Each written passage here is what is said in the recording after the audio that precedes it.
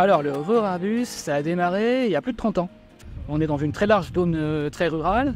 Il y avait déjà un très fort besoin en termes de mobilité. Et c'était le district à l'époque qui avait demandé au centre social de mettre en place un outil de service à la mobilité. Et le centre social avait accepté et ça a démarré comme ça. Et puis avec les années, ça s'est étendu, ça s'est développé. En termes de territoire, on est passé de 8 communes à 12, puis à 17, puis à 32. En termes de fréquence, on est passé d'une demi-journée à 2, à 3, à 4, à 5, à la semaine complète. Et puis aujourd'hui, on en est là, on est à flux tendu, c'est-à-dire que le Rurabus continue à refuser de monde chaque semaine. On a fait 4390 voyages en 2023. Et voilà, et là on cherche à s'adapter au mieux aux besoins des habitants. Ah ben, je prends le Rurabus parce que c'est bien commode. Moi, je ne conduis pas, je suis malvoyante et je n'ai jamais conduit. Évidemment, pour faire les courses, c'est bien. Je suis tombé malade il y a un peu plus d'1 an.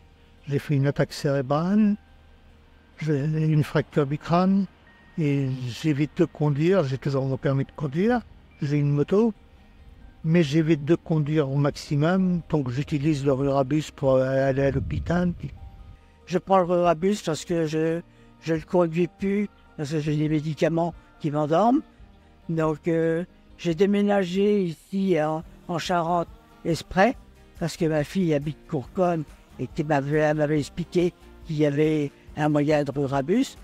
Vous avez déménagé parce qu'il y avait le Rurabus? Oui, j'ai déménagé parce qu'il y avait le Rurabus ici en Charente. Il y a des dames aussi qui vont chez le coiffeur, chez le docteur. Il y a beaucoup de personnes qui n'ont pas de moyens de se déplacer. Moi, je crois que c'est une bonne chose, ça. C'est une bonne chose. Et puis en plus, Alain est très sympathique. 2-3 jours avant le service, vous appelez, vous prenez votre rendez-vous, c'est une messagerie. La veille du transport, on vous appelle pour vous confirmer qu'on sera chez vous à telle heure. Pour tous ceux qui prennent le Rurabus, Alain, c'est un copain. C'est beaucoup de personnes âgées, quoi. C'est vrai que c'est beaucoup de personnes qui sont vraiment en difficulté. Et bon, il faut absolument faire quelque chose pour ça, pour éviter que ce genre de choses disparaissent, quoi. Alors, le territoire est très vieillissant, c'est un constat qui ne date pas d'hier. Donc ça veut dire forcément on est très en lien avec un public âgé qui peu à peu a pris possession aussi des lieux, a été force de proposition sur des activités, sur des sorties, sur des rencontres le week-end. Et c'est aussi impliqué dans la vie en tant qu'élu, du membre du conseil d'administration ou du bureau. Les personnes âgées ont pris un peu le pouvoir aussi dans la structure et ils ont développé tout un éventail d'actions en rapport avec leurs besoins. Ouais. Et c'est rentré naturellement dans le projet social, aux côtés de l'action de jeunesse, aux côtés de l'action de parentalité, aux côtés de l'action culturelle, aux côtés de l'action numérique, etc., etc. On était une des premières structures à avoir un référent senior pour coordonner et animer toutes ces activités-là et la relation avec ce public-là. Et aujourd'hui, c'est une partie intégrante de notre projet social depuis presque 15 ans déjà. Il y a un vrai besoin d'un rôle de salarié sur un pilotage comme ça, de la même manière d'ailleurs qu'un référent jeunesse sur un pôle jeunesse ou qu'un référent famille sur un pôle famille. Il y a un besoin de coordination, d'animation, d'encadrement, de cadre, garantie de la sécurité des gens. Enfin voilà, tout ça, ça se prévoit, ça se construit.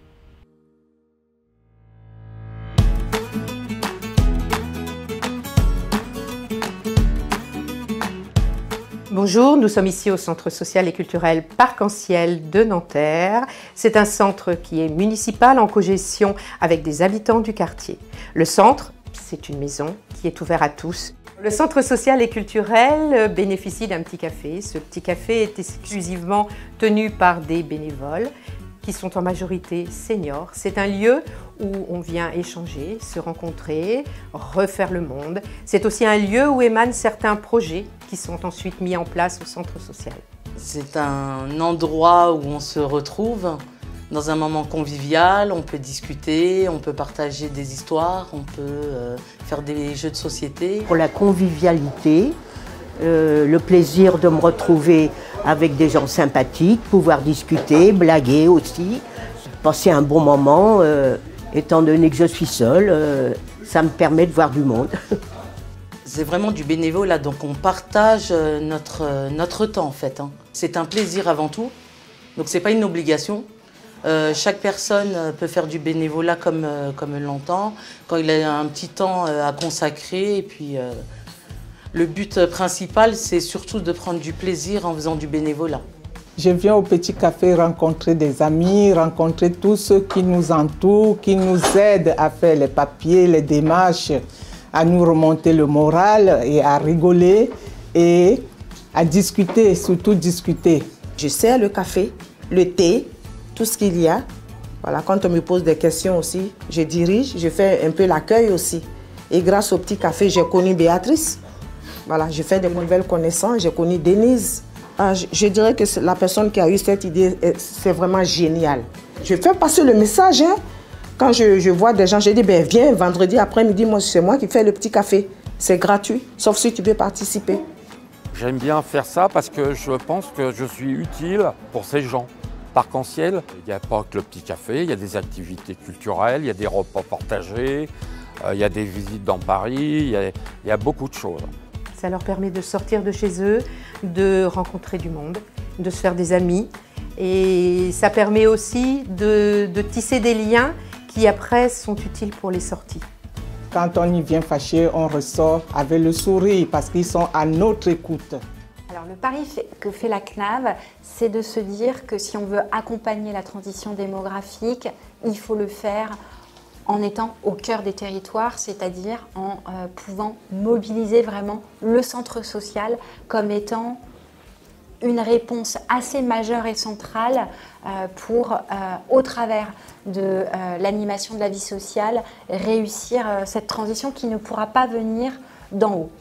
Et de le faire dans une logique qui n'est pas une logique de je décline une politique publique, mais une logique vraiment d'approche positive, d'éducation populaire, de pouvoir d'agir des habitants et notamment des habitants âgés, fragiles.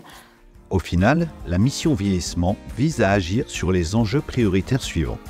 Le lien social, la lutte contre l'isolement, la citoyenneté, la prévention santé, le passage à la retraite, l'accès aux droits, l'intergénérationnel, la grand-parentalité, l'autonomie numérique, l'aller vers les retraités isolés et fragilisés et les actions hors les murs.